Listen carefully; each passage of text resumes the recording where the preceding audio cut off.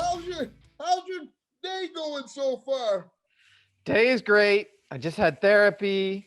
I'm drinking my fancy sugar-free Mexican chocolate coffee. You know, living the dream. That's awesome. Well, let me make a formal introduction. Today we're on the CanDo Podcast with my main man, Ethan Lipsitz. Thank you so much, Ethan. Ethan is living beyond brain cancer. He's a host, a speaker, a visual artist committed to changing how we use the word love. And I got to tell you, Ethan, when I got your email last Friday, I literally fell out of my wheelchair because this is a guy I freaking have to be. Nobody's got a more can-do attitude than this guy, kicking cancer's ass, using my favorite word, which is love, inspiring people every day, got the biggest smile in the world. I'm like, this is great. This is gold. This is gold. So Ethan, tell me your story, buddy. Tell it to me. Well, first off, I got to tell you, man, if you fall out, don't hesitate to text. I'll be there in a minute. Santa Monica's not that far. I got you. I love it. And you're used to getting on the floor and dealing with certain challenges, and we'll get into, the C word in a minute. Yeah, but dude. I know in this business of life, you got to be creative, and no one is more creative and compassionate than you. So it's a real honor today to have you on and just talk about your journey dealing with the C word, and then how you turned a unique opportunity into an incredible, should I say obstacle into an opportunity with what you've done. It's so motivating, man.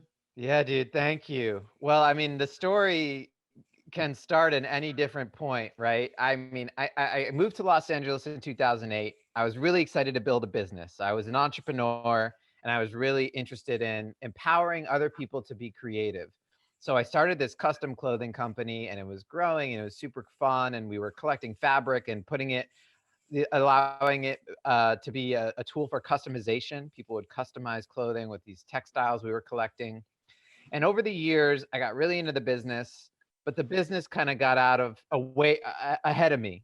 I realized that there was a period of time where I started to find myself less and less enthralled because we needed to shift. We needed to focus on where the money was. And my passion was more around where the creativity was. And those things didn't always line up. So Right. I started to figure out, I was interested in a lot of other things. I couldn't just be running this business. I was a musician. I was a visual artist. I started going to conferences. And I went to this one conference where I actually met a former neo-Nazi.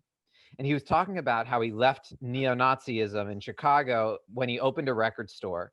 And he started to connect with other people and realized that people of all different races and genders and backgrounds loved the same punk rock he loved.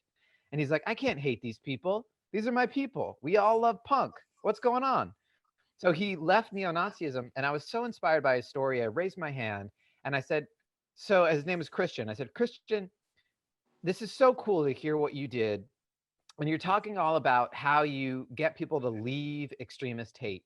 But how do you get people who are considering extremist hate to actually consider extremist love before they can even get to extremist hate? And this was just this kind of curiosity. I didn't know the answer, but I was like, what do you think about extremist love? What does that even mean? And from the get-go, I just couldn't stop thinking about that question. He didn't have a great answer, but I couldn't stop thinking about it. So I started making these pins. And You you're got a talking question? about a guy who loved hate. He didn't know how to see love. Not until he opened this record store, not until he realized that people could connect over creative passions and over what they loved, like music. So I started to ask this question. I was still running my business, and I was running around town. I made these pins. I made these little metal pins that have the word extremist and a heart around it. And I started Yeah, to I pass see them that. out. Yeah, and I'm wearing a sweatshirt with one on. And I started to pass them out all over the world. And I got friends passing them out, and everyone passed them out. And it became this big conversation. But I still was not sure. It was open source. Like, what is a love extremist?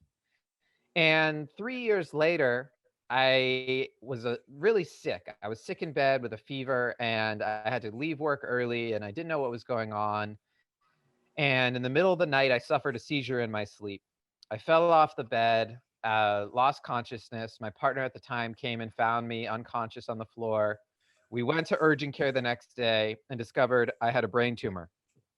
2 weeks later, I was under the knife, had brain surgery. 2 weeks after that, discovered that that brain tumor was cancerous. It was grade 3 anaplastic astrocytoma, a fairly rare form of brain cancer.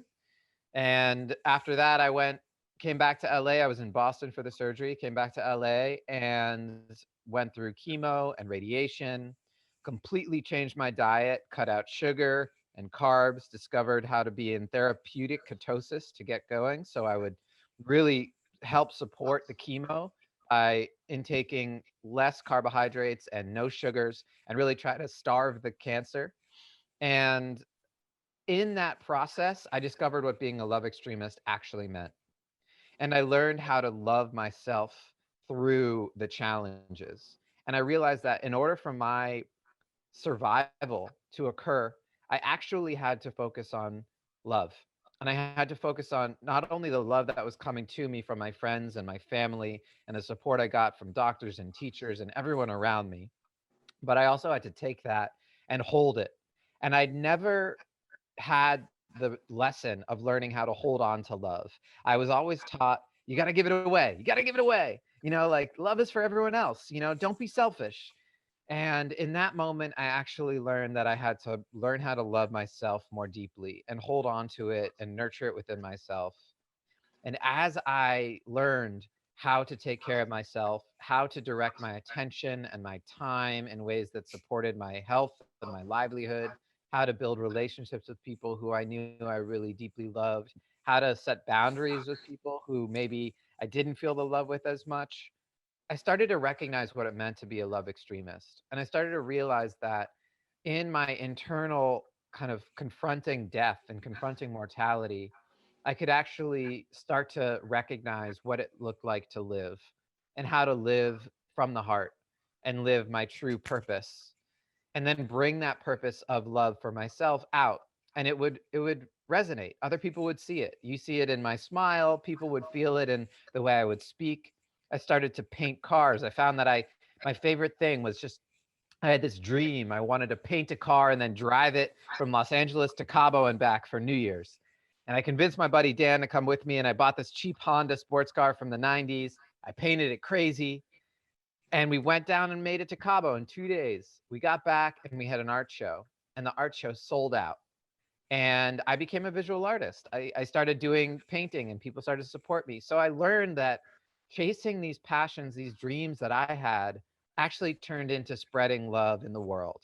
And those two things were intrinsically linked. So I can go on for hours, but I'll stop there. Yes, I want to go back to it because when I got your email, I was just, again, so fired up to talk to you about it because love is my favorite word in the world. And I just love to give love. I love to get love. And it's got so many shapes and varieties, and it fits people in so many ways. A lot of people look at love as like, oh my God, he said the word love. It's such a big deal.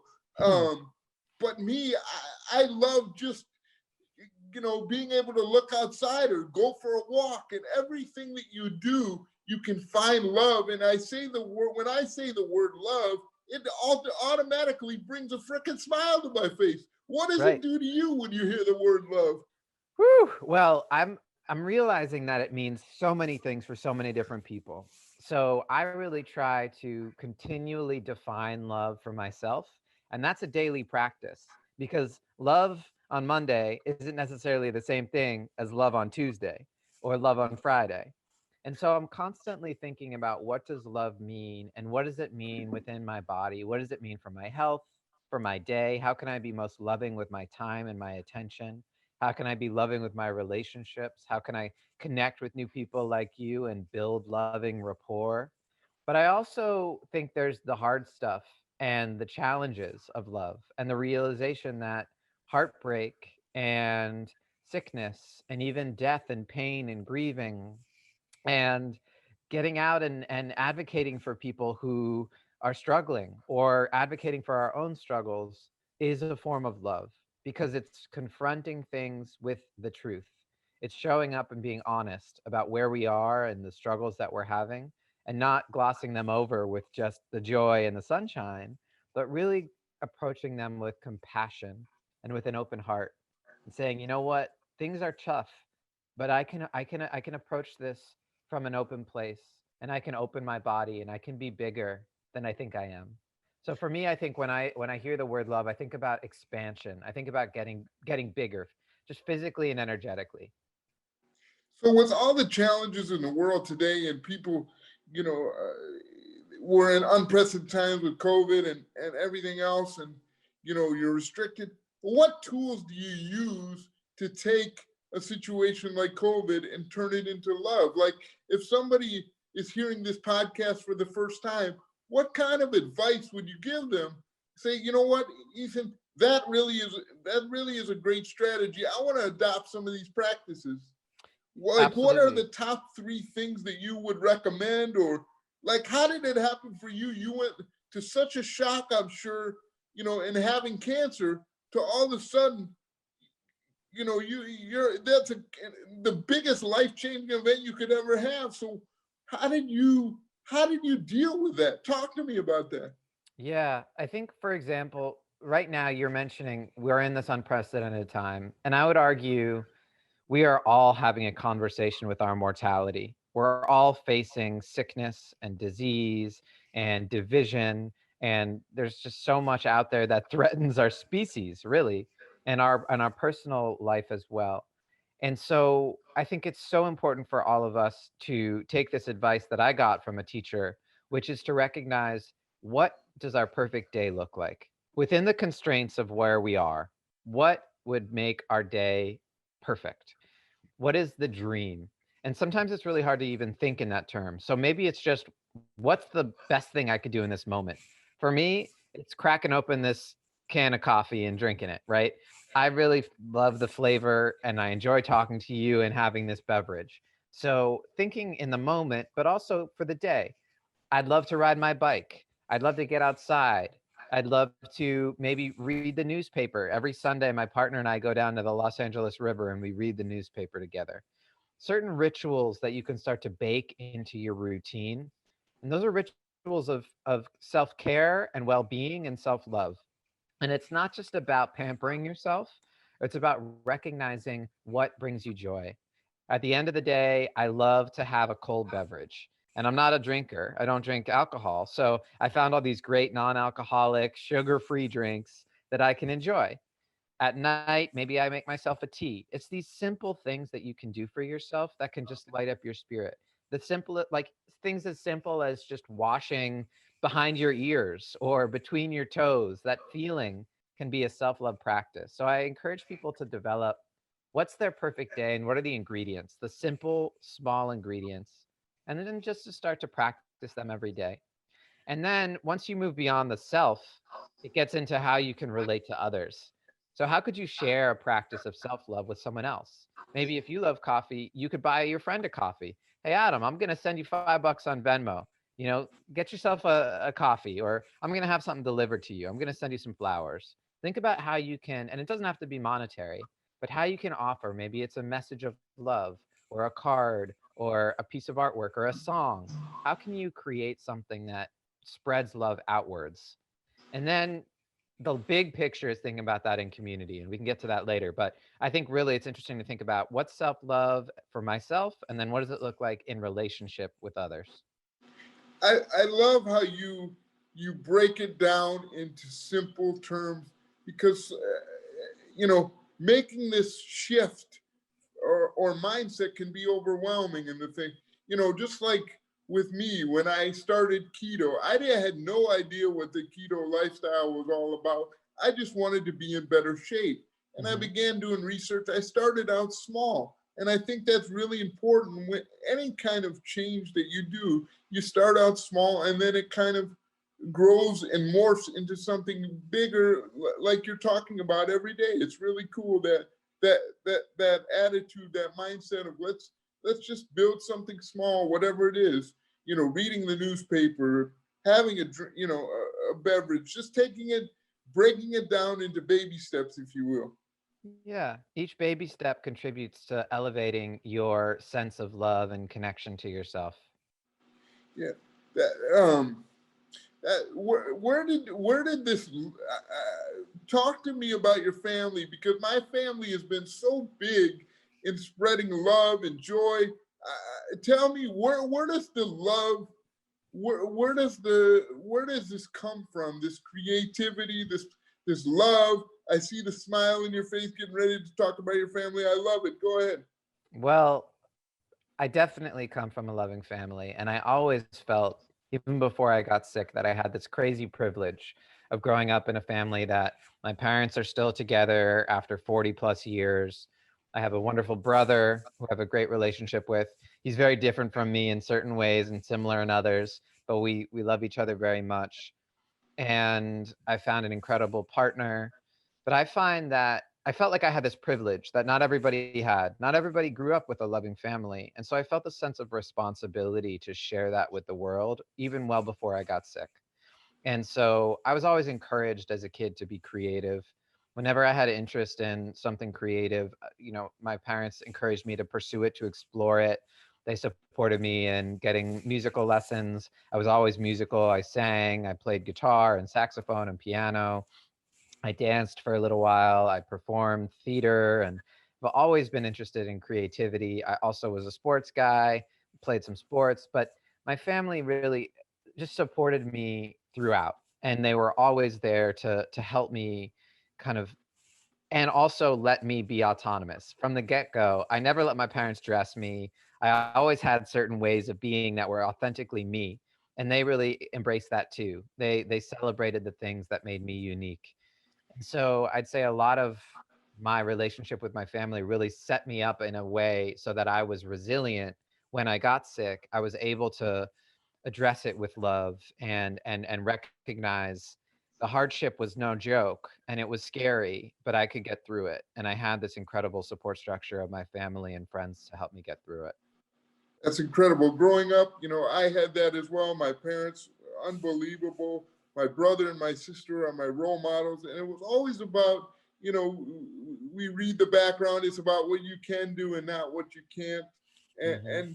and looking at, I thought for me, every day is a gift, and I never felt sorry for myself or why me. I took it as an opportunity. When people stared at me and asked questions, that means they cared. They just didn't know how to ask. So Mm-hmm. it's my role here to explain and to show love and to say it's okay to be different. It's okay to be unique, and we all have certain challenges. And it's how we take those challenges and turn them into opportunities and be positive about it, because it's a lot more fun to have fun and to be excited about things than look at woe is me. Well, and it's interesting because I think when we experience trauma or challenging moments, the woe is me always comes up, right? Like you feel it at times and it's tough. And I think exactly you're spot on. Having those role models to help you transmute and alchemize and bring in the energy of like, you know what? Yeah, it sucks, but also like let's talk about it. Let's get to know each other. Let's see each other as humans because I'm sure you have things in your life that are just as difficult, you being the proverbial you, right? We all have difficulty in our lives. And so I think it's recognizing that those difficulties are actually the things that make us stronger and make us more interesting and make us more unique as humans. Right. I think, it also builds character every day. I wanted to Mm-hmm. ask a question. Obviously, so many people unfortunately deal with cancer, whether you're an advocate or you're an actual patient having to deal with cancer. And, there are no words to really prepare yourself for something like this. It just kind of comes on as a freight train. Unfortunately, I lost my wife in 2015 to leukemia. And I remember the day when she was diagnosed. I was just like, okay, we gotta fix this. We gotta call every doctor. What do we gotta do? How can I help? What can I do? Mm-hmm. How can I be supportive? What advice would you give to somebody who is going through cancer right now, or a loved one who is trying to be supportive of somebody? Because so many people are dealing with cancer? Yeah, I think it's such a great question and a really important one. I never prescribe a definition of love on anyone. And I would also not prescribe an approach to disease on anyone. I think every individual has their own way of approaching their disease process and what they may be going through. So I can speak from my experience. I really appreciated it when people asked me how I was doing today, how I was feeling in the moment. And that kind of let's be in this moment. Where are we right now? And how can we together co-create this moment and make this moment special and memorable? Because like you said, every day is a gift. Every moment is a gift. Every breath we have together is a gift. And cancer's no joke. And cancer kills millions of people every year. And it may be the thing that kills me. That's okay. But while I have this body and while we have this time together, there is an opportunity to make the most of it. And there's an opportunity to be real and to say, what do we need to do to help cultivate a loving practice together? What does love look like for you? And I would say you being the person that's going through cancer, or you being the advocate. If your family member is going through cancer, you also have to create a self-love practice.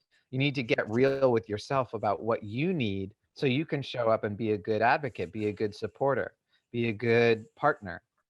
I definitely struggled at times to articulate my needs. I wasn't used to saying what I needed. It's not Yes, easy. I was gonna ask you, how did you know what you needed?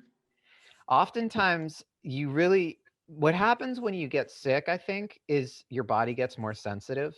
And for me, at least, my body got extremely sensitive, especially when I was doing chemo and radiation and I was going through all of these procedures. And I was able to tap into what my gut and my heart felt. And so I would think on something, and then a question came up or an opportunity came up. I'd truly feel it in my body. And I'd get out of my head and let my body indicate what I wanted or what I needed. I remember one moment I was experiencing seizures. They weren't as bad as the big one I had when I was diagnosed, but I would get these small focal seizures. And I had one that was feeling a little uncomfortable and bad. And I was alone in my house. And realized I needed help in that moment. I didn't feel comfortable being alone. I didn't want to black out. I didn't want to have a full seizure. So I called a friend, and he rushed over and ended up spending the night and just making sure I was okay and I didn't have a bad seizure. And I remember after I called him, I broke down in tears because I had never been so vulnerable to call a friend and ask for them to help me. Maybe I would have felt more comfortable with my mom or my brother or my dad, but they were all on the East Coast and I'm here in LA. And so I had to reach out to a friend. And that was so powerful to have someone who was so willing and ready to just drop everything and come over and be with me and just be next to me while I was going through this moment. And he didn't have to do anything besides be there. So I think your presence in someone's life and your willingness to be there doesn't mean you have to take an action. Just to show up and be present and to maybe help get the mind off of it, or engage and bring a different spirit into the space is so powerful. And the actions come from there. Right. Actions speak louder than words, as they always say. And that's so cool. I want to get into, when I got your email and I watched your video about what you're doing, I thought it was so cool how you expressed the love with the card. What, I know we're changing gears. What got you so excited about painting cars? How did it, you know, A great how did you think of that? That's great. Yeah, so I've always been obsessed with cars. Like ever since I was a kid, I loved cars. And I ended up actually learning to hate the car for a few years because I studied urban design and architecture. And the best cities are the ones that aren't car dependent, right? Where everyone takes the metro or the bus or rides a bike or whatever, they don't take cars. But in my experience, when I got to LA, I saw these incredible cars on the street and I couldn't forget my passion. And I ended up getting back into cars. And I just found that all these cars have personalities. They're all like these little people almost. Like a car is kind of an extension of the body. Right. And I found that certain cars were more clearly extensions of the body than others, but I found that I really gravitated towards certain types of vehicles and certain cars, and I could find them really cheap on Craigslist. Like, really cheap, $1,000, $1,500 for like a cool, funky old 90s Honda, right? Right. And so I just had this vision. I was like trying to think of my dream day, honestly, my perfect day. And New Year's was coming up, and I was like, I want to do something scary. I want to do something that's a little bit of a risk. I was like, I have this extra cash. I'm gonna just blow it on this car. I'm gonna paint it crazy. It's gonna be this expression of myself, and I'm gonna go on a road trip, and I'm gonna document it, and we're gonna make art out of it. And it's gonna be this experience that's gonna be once in a lifetime, and it's gonna spread joy throughout. And it did. Everyone who saw the car took photos. They smiled. They waved. We're driving through, military checkpoints in Mexico, and the military are all like, oh, we love the car. And I'd mess around because I speak Spanish. So I'd mess around with them and talk to them, be like, you want to buy it? What's your best offer? And then we came back to LA and we had this amazing art show. Driving the car around the city, people are smiling, they're commenting. I've now painted 7 vehicles, including a motorcycle and some trucks and a couple of Priuses and all sorts of cars. Not only my own, of course, others. But I find that every time someone drives a painted car, it just brings smiles to people's faces. It just lights up people's day. And so to realize art can be this vehicle, literally, for joy and for spreading love with color, it's just such a revelation. And so I really find that every time I drive a painted vehicle, it just brings more love to the world. And it's an incredible discovery. On your video, you also talked about like how you drive the cars with the windows down because everybody in LA's always got their walls up, and it's just like everybody's in their own little world, and you've opened up this platform of love, happiness, and joy.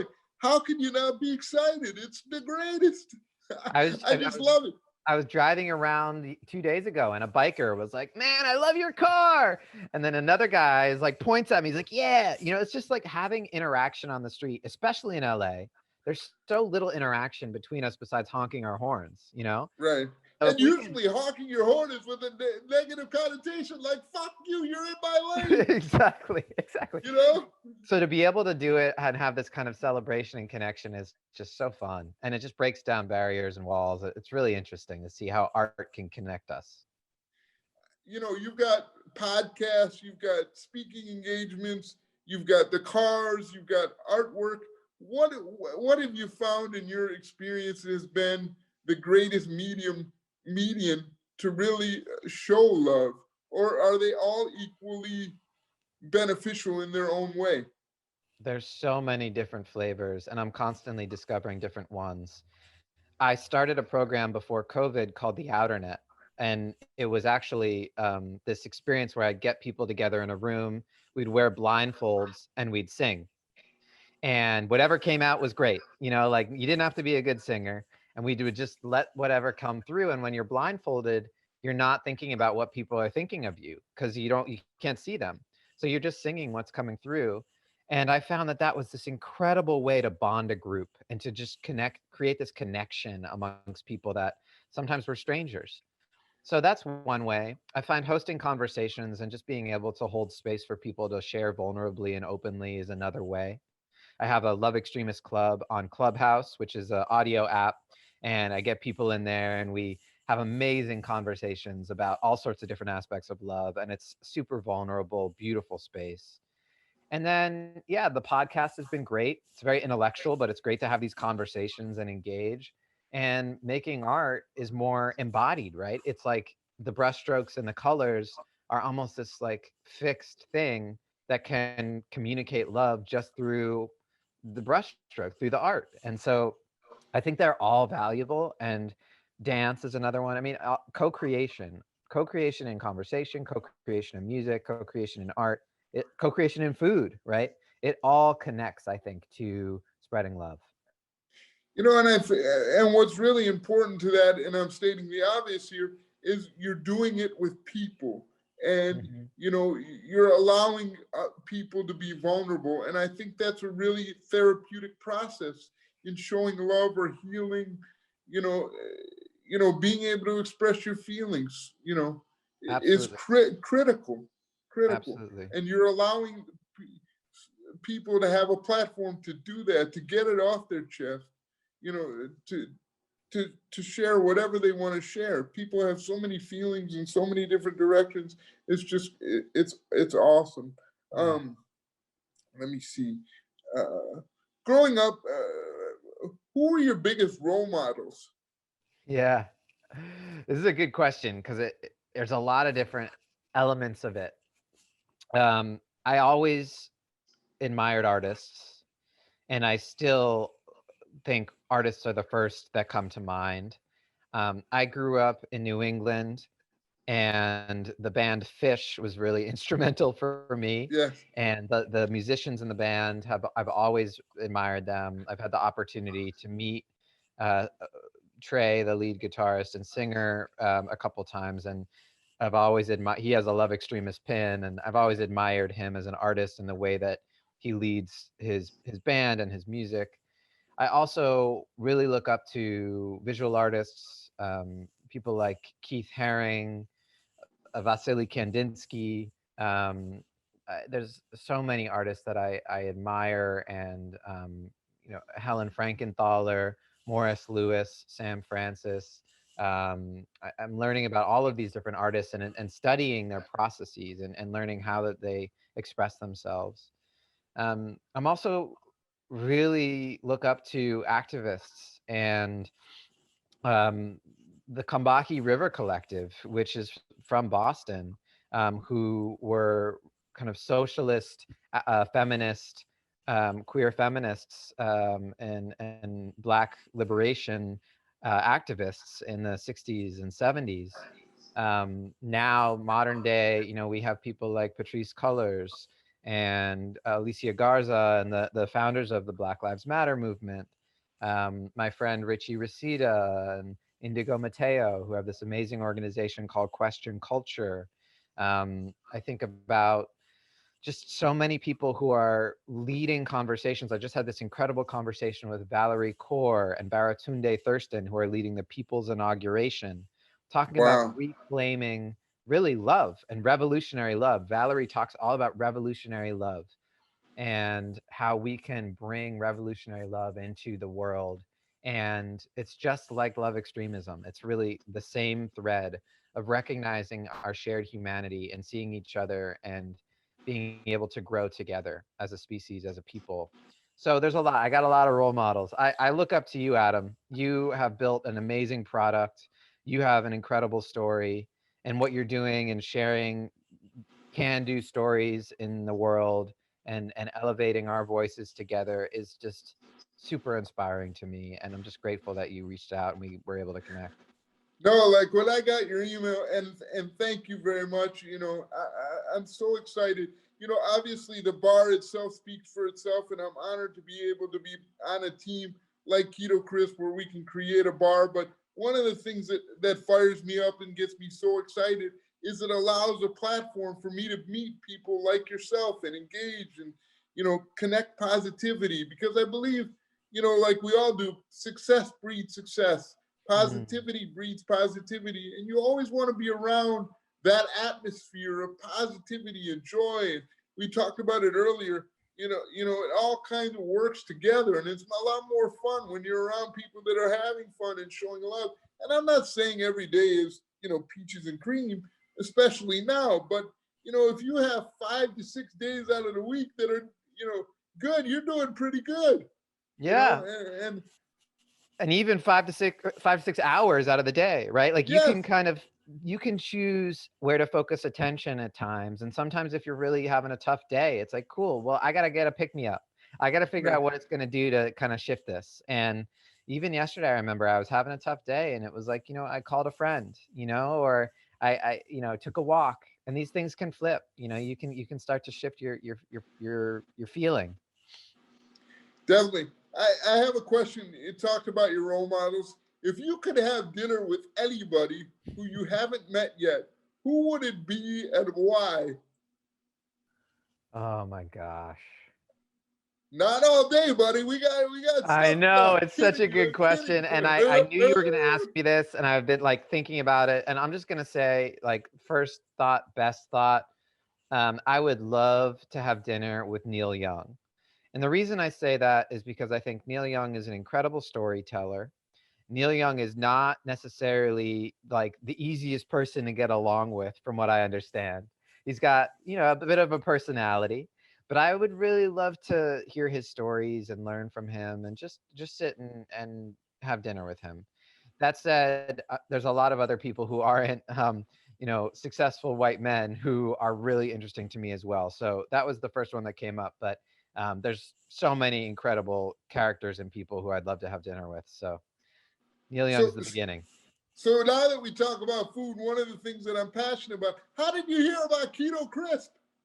Oh man. So I live in LA and you live in LA, and we Yeah. have this crazy grocery store called Erewhon. Yes, we love everyone. We love Erewhon. It's crazy because, all right, when I started being in keto, it was 2018, 2017, actually. I went into deep ketosis and I had to work with nutritionists and find special recipes, and it wasn't easy. Like, I figured it out, but I had to really go into a program and have support and help. And as I've kind of moved out of therapeutic ketosis, but into a low carb ketogenic diet that I maintain, I realized there was a lot of food that was starting to pop up at Erewhon that was for keto diet. And Keto Crisp was one of the first products I found that I really loved. The bar, especially because I love the combo of mint and chocolate. It's like peanut and butter, like mint and chocolate is what's meant to be. And crispiness, like, it was everything I wanted. And there weren't that many great keto options at the time. And there was the best bar on the market. And I'd always buy them when I went to Erewhon. And now I live on the east side of LA. We just got an Erewhon in Silver Lake, but I can get Keto Crisps now at Sprouts and all these other markets. So I discovered the bar, and now I absolutely love it. I bought some packs online. I was like trying to figure out the best price. So I started buying the whole bulk, getting them from your site. I'd get them from Amazon. I'd get them from wherever I could. But I just found that this bar just kept me going through the day. I like to have a snack during the day. When you're keto, you usually don't eat as much. So I usually have kind of like a couple snacks. I have a drink in the morning, a couple snacks, and then a big meal for dinner. And the Keto Crisp is a go-to. So I just love the product. And as soon as I heard about this opportunity to connect with you, I was like, yes, this is my jam. Well, it's been a real honor for me, Ethan. You've taught me so much. Your attitude's infectious. I love what you're doing to reach out to so many people, especially now in this crazy time. Everybody needs love and more love, and really how to understand love, not just use it so arbitrarily. It's just great. And I love the different platforms that you're doing. I think it's great with the car. I know driving around, I've got my van wrapped in Keto Crisp, and people honk and wave, and I'm throwing out bars left and right, and it's so fun. It's just it's great, man, and I'm just so honored to have you in my life, and it's great, man. It's awesome. Well, I have a feeling this is the beginning of a long relationship and friendship, and I'm just so honored to meet you, Adam, and grateful for what you're doing, and especially this podcast. It's going to be really, really powerful for people to listen to. No problem. Well, I'm working with a pro. I'm getting a little better every day with my podcast. What's the biggest advice you could give me on doing podcasts? Make sure your guests promote. Yes. Have them get the word out, and ratings, reviews. Everyone that's listening, please leave a 5-star rating on iTunes. Go in there, log in, and type out a review. Just talk about what you like about this podcast. It can be 2 sentences, it can be 2 words, but something that really encapsulates your feeling of this conversation, because that's really going to help the podcast grow, especially on iTunes. That's where a lot of the podcasts get their clout. Going forward now, Ethan, what's next for you? So I'm really interested in focusing on bringing love extremism into the mainstream. And one way I'm doing that is working with corporations and organizations and brands. And I have this thing called the Love Extremist Lunch Hour, which is a workshop where I'll go into a company or an organization and will engage their employees in how they can define love on their personal terms and then bring that love into the workplace. And it's not about romance. It's about how can we work as teams and see each other and support each other in productive ways. And so that's one thing I'm really excited about. I'm also working with some TV networks on Twitch. I'm doing a YouTube channel this year, so I'm putting out a video every week on the Love Extremist TV channel. And Clubhouse is blowing up. We have a community of 12,000, growing by almost 500 people a day now. Definitely want to talk to you, Wow. Clubhouse, and like we got to bring in you and your story and Keto Crisp onto the Clubhouse platform because I think there's a lot to do there. So just excited for this year. There's so much opportunity and people are starting to realize how important the Love Extremist message is. So I'm just grateful to be here and to be able to share my story as much as possible. Well, I think that's great. Of course, Ethan, like I said, I'll never forget that email that I got 10 days ago saying how honored you were to be connected with Keto Crisp, and the feeling is mutual. How do people get a hold of you going forward? You got so much joy and passion. Everybody needs Ethan in their life. How do they get a hold of you? Well, so there's a couple different ways. If you want to check out my art, it's just my name, ethanlipsitz.com, and you can contact me through there. If you want to check out Extremist Love, it's www.extremist.love. And I encourage you to sign up for the newsletter, and then I'll send you a weekly newsletter with all that's happening on a Clubhouse, on YouTube, all the things going on in the world. And then find me on Instagram. It's my name at Ethan Lipsitz, and then at Love Extremist. Those are the two accounts where I spend the most time. And yeah, I would love to see you. And if you're in the Clubhouse community already, please find me. Please join the Love Extremist Club, and we'll be hosting conversations just like this one almost every day now. That's awesome, man. Well, I really, really appreciate your time today. It's great to have a little chat with you. I look forward to many, many more. I can't wait to see. Are you working on a car now? I'm working on a bunch of art right now, but I'm moving my studio. So what I'm actually doing is having a studio sale. So if anybody Really? hears this and is looking for some art, let's get that art sold. Let's go, yeah, baby. exactly. Hit me up. Check out my Instagram. I'm selling it all, and it's just my website /sale. And I'm in Highland Park in Los Angeles, and I'm offering a lot of cool pieces. So check it out. And yeah, I'm definitely excited for new projects. And if anyone has a car they want me to paint, hit me up because I'm always down for commissions. You're right. Is painting? Do you get to do that every day? Is that part of your perfect day? Yep. Yeah. Every day I try to get into the studio and I'm working on my painting. And so I'm doing works on paper, on canvas. I paint TVs, I paint instruments, I painted pianos and guitars, and then I paint cars and motorcycles and all sorts of things, murals, all the things. What's the craziest thing you've painted? Oh man. I think the craziest thing was my Porsche. I mean, or my buddy's Ducati. I don't know. Those were both kind of crazy because they're fancy things, they're luxury things. And to just start hand painting it, it's like usually people want to preserve it and keep it pristine. And not to say my art doesn't add value, but it definitely changes the vibe. Well, I would argue that it makes it more pristine and more special because it's got your love and passion all over it. Thank and that's you. a beautiful thing. You're an incredible person, a real can-doer, somebody that motivates me and is incredibly grateful. I said this before, I'll say it again. I'm so proud of what you've done, how you've overcome it, and always kept your positive attitude and smiling. And I know not every day is easy, but you've handled it with grace and class and motivated and shared love with everybody. And it's really awesome, man. It really is. And I thank you so much for being on our little show here, the CanDo Show. And again, I look forward to a long-lasting relationship, Ethan. Me too, Adam. Thank you so much. Have a beautiful rest of your day. And I can't wait to hear this when it's out. And I'll see you real soon. You got it. Actually, I'm going today. This is cool. I'm very excited.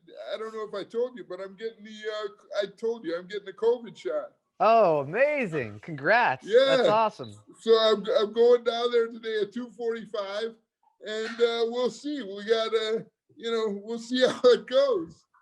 But I'm real excited. I call it the fun shot because that'll open up the doors to a lot more fun things. Hopefully, we'll get some restaurants back open, and we can start to live a new normal life, is what they say. Yeah, I hope so. Well, congrats. Yeah. That's awesome, Adam. Thank you, my man. It's great to have you. We'll be in touch real soon. Thanks again, buddy. Thank you. Take care. So nice to chat with you. Thanks again. You too. Take care. You're Peace. the man. Have a great rest of the week.